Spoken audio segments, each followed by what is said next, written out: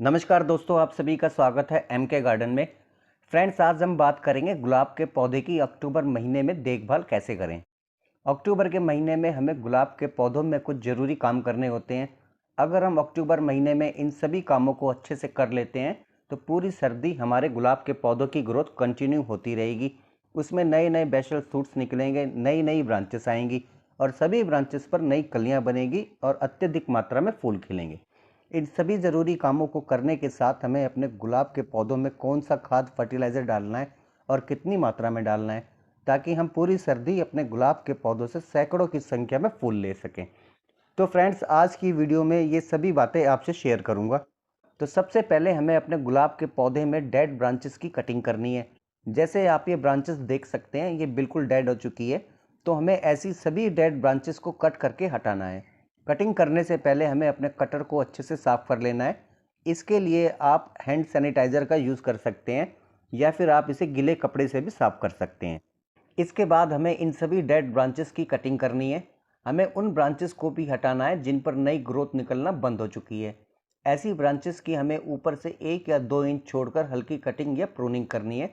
ऐसा करने से वहाँ पर नई ब्रांचेस निकलना शुरू हो जाएंगी और नई ब्रांचेस पर ही नई कलियाँ बनती हैं और फूल खिलते हैं। इसके साथ ही हमें उन पत्तों को भी हटाना है जिनमें पीलापन आ चुका है या जिन पत्तों में ब्लैक स्पॉट बन चुके हैं। आप जहाँ से भी कटिंग करते हैं वहाँ हल्दी पाउडर का पेस्ट ज़रूर लगाएं, ताकि वहाँ पर फंगस की समस्या ना बने। अब बात करते हैं दूसरे ज़रूरी काम की। जैसा कि आप सबको पता है, ये अक्टूबर का महीना है। ज़्यादातर जगहों पर बरसात का मौसम जा चुका है, पर अक्टूबर से पहले जब बरसात का मौसम होता है तो अत्यधिक बारिश होने पर हमारे गमले की मिट्टी से कुछ ज़रूरी पोषक तत्व पानी के साथ बहकर बाहर निकल जाते हैं। इसमें एक पोषक तत्व होता है हुमिक एसिड। गुलाब के पौधों को एसिडिक सॉइल बहुत पसंद होती है। अगर हमारे गुलाब के पौधे की सॉइल एसिडिक नहीं है तो गुलाब की ग्रोथ कुछ समय बाद रुक जाती है और प्लांट में फ्लावरिंग भी कम होती है। इसलिए हमें अक्टूबर के महीने में गुलाब के पौधे की सॉइल एसिडिक बनाने के लिए कुछ खाद फर्टिलाइज़र मिट्टी में डालने होते हैं। तो फ्रेंड्स, सॉइल को एसिडिक बनाने के लिए यहाँ हम कॉफ़ी पाउडर का यूज़ करेंगे। वैसे आजकल ज़्यादातर घरों में कॉफ़ी पाउडर का यूज़ होता है। अगर ये आपके पास नहीं है तो ये आपको सिर्फ 2 रुपये में दुकान पर मिल जाएगा। इसे यूज़ कैसे करना है इसके बारे में हम बाद में बात करेंगे। पहले हमें गमले की मिट्टी की गुड़ाई करनी है। खाद फर्टिलाइज़र डालने से पहले अगर हम मिट्टी की गुड़ाई अच्छे से कर लेते हैं तो हमारे द्वारा डाला गया खाद फर्टिलाइज़र पौधे की जड़ों के निचले हिस्से तक आसानी से पहुंच जाता है। गुड़ाई करने से गमले की मिट्टी में जंगली घास पौधे भी पनप नहीं पाते हैं। मिट्टी भी नरम बनी रहती है। पौधों की जड़ों तक ऑक्सीजन लेवल भी मेंटेन बना रहता है। और सबसे ज़रूरी बात, बरसात के बाद मिट्टी में कीट पतंगे जो पनप रहे होते हैं वो भी मर जाते हैं। मिट्टी में फंगस की समस्या भी नहीं बनती है और साथ ही मिट्टी की उपजाऊ क्षमता भी बढ़ जाती है। इसलिए फ्रेंड्स, आप अपने गमलों की मिट्टी में 10-15 दिनों में एक बार गुड़ाई अवश्य करें। फ्रेंड्स, अगर आप चैनल से पहली बार जुड़े हैं तो प्लीज़ चैनल को सब्सक्राइब कर दीजिए, बेल आइकन को प्रेस कर दीजिए। वीडियो पसंद आए तो वीडियो को लाइक करना ना भूलें। आप कमेंट बॉक्स में कमेंट करके अपने सवाल पूछ सकते हैं या अपनी राय दे सकते हैं। फ्रेंड्स, अब बात आती है हमें इसमें कौन सा खाद फर्टिलाइज़र डालना है। तो सबसे पहले हमें गमले की मिट्टी में 1 चम्मच हल्दी पाउडर डालना है। हल्दी नेचुरल तरीके से कीटनाशक के रूप में काम करती है। इसका उपयोग पौधों के लिए किया जा सकता है।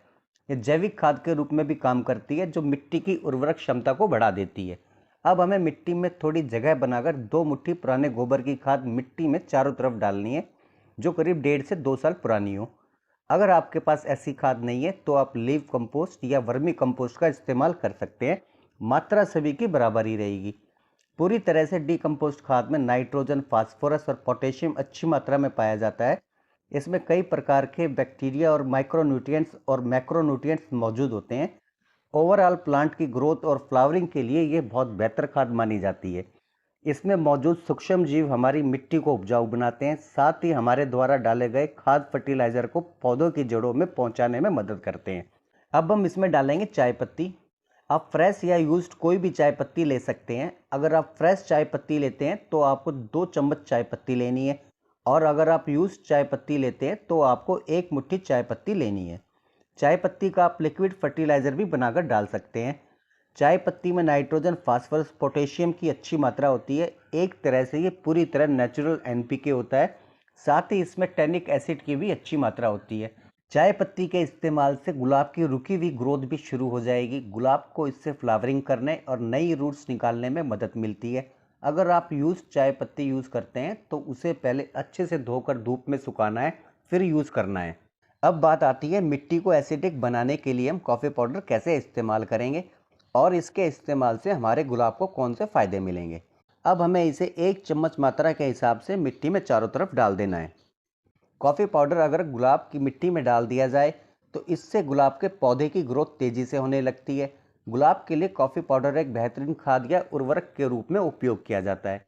कॉफ़ी में calcium, sulphur, nitrogen, potassium, magnesium और फास्फोरस जैसे पोषक तत्व पाए जाते हैं। साथ ही इसमें मिट्टी को एसिडिक बनाने के लिए हुमिक एसिड की भी अच्छी मात्रा होती है।